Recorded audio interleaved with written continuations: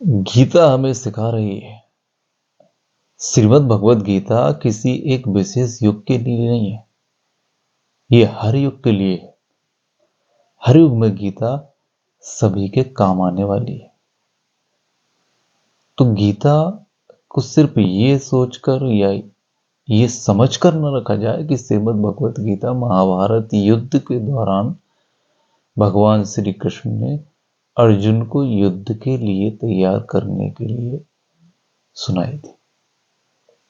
ऐसा नहीं है। जब आप गीता को पढ़ेंगे, जब आप गीता को समझेंगे, तो आप समझ पाएंगे कि एक प्रेरणा का स्रोत है जो कि हर युग में मनुष्य के लिए उपयोगी है, उसके जीवन को लक्ष्य तक पहुंचाने के लिए। गीता हमें सिखाती कि यहां पर सब कुछ नश्वर है। आप जितने भी मोह में पड़े हो, आप रिश्ते नातों के मोह में पड़ जाते हैं, जैसे अर्जुन पड़ गए थे। कोई भाई है, कोई पिता है, कोई मित्र है। तो ये सारे रिश्ते नाते सब कुछ समय के लिए हैं।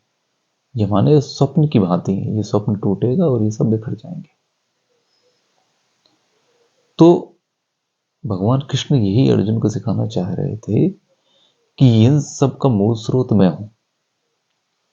सब जन्म मेरे से लेते हैं, सबकी मृत्यु का कारण भी मैं हूं। जन्म भी मैं हूं, मृत्यु भी मैं हूं।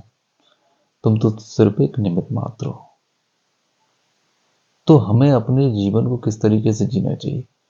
हमें हमारे जीवन को इस तरीके से जीना चाहिए गीता के अनुसार कि हम जो भी कार्य कर रहे हैं उनको कराने वाली शक्ति परमात्मा है, हम निमित्त मात्र हैं। तो खुद को निमित्त मानकर, खुद को यंत्र मानकर हमें काम करना चाहिए। हमें जो शक्ति इन कामों को करने के लिए प्रेरित कर रही वो परमात्मा। तो परमात्मा को सर्वोच्च मानकर हमें अपने कार्यों को करना चाहिए। और दूसरी बात यह है, अगर आप समझें तो, कि गीता ये सिखाती है कि ये शरीर, ये देह नश्वर है और इसके अंदर जो आत्मा है वो हमेशा है, अचल है। उस अंतर आत्मा का न कभी नाश होता, ना वो मरती, ना वो जन्म लेती। तो वो हम है। तो हमें गीता निष्काम कर्मयोग भी सिखाती है कि कार्य को हम करते जाएं और उससे जुड़े भी ना। यानी बहुत कुछ अच्छा हमने कर लिया तो उसकी प्रशंसा में हमें पिघलना भी नहीं है, और कुछ गलत हो गया तो उसके लिए हमें दुखी भी नहीं होना, क्योंकि ये सब पहले से प्रायोजित है, परमात्मा के द्वारा तैयार किया हुआ है। ये कहें कि परमात्मा की लीला है, तो उस लीला का हम एक हिस्सा है। तो जब हम ये सब मानकर हमारे जीवन में आगे बढ़ेंगे कि हम यंत्र हैं मात्र, और इस यंत्र को चलाने की जो शक्ति है वो परमात्मा है, तो हम कभी भी मेरे हिसाब से तनाव में नहीं जाएंगे, किसी भी बड़े दुख में नहीं जाएंगे, और बड़े से बड़े दुख और तनाव से हम आसानी से बाहर निकल आएंगे।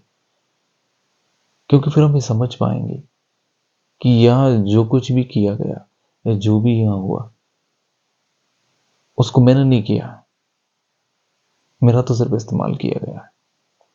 करने वाली तो ईश्वरीय शक्ति है, ईश्वरीय सत्ता है, वो ही सब कराते। तो आप सोचकर देखें, जब आप इस तरीके से जिएंगे तो जीवन बहुत ही आनंदमय होगा। फिर कोई बड़े से बड़ा दुख आपको दुखी नहीं कर पाएगा। आप किसी भी तरीके से तनाव में नहीं आएंगे। तनाव आने का कोई प्रश्न नहीं उठता। क्यों उठेगा? क्योंकि ना तो हम यहाँ नित्य हैं, ना ही हमने यहाँ कुछ किया, ना अच्छा ही किया ना बुरा ही किया। जो कुछ है करवाने वाली कोई और सत्ता है। तो जब उन्हीं को सब कुछ समर्पित कर कर हमें अपने जीवन में आगे बढ़ना है। भगवान अर्जुन से यही कह रहे हैं कि तू जिनको खड़े हुए देख रहा है, पितामह भीष्म, दुर्योधन है, ये सब मरे हुए हैं, उनको मारने वाला मैं ही हूं। तू एक निमित्त मात्र है। इनको जन्म भी मैंने दिया है, इनको मारने वाला भी मैं हूं।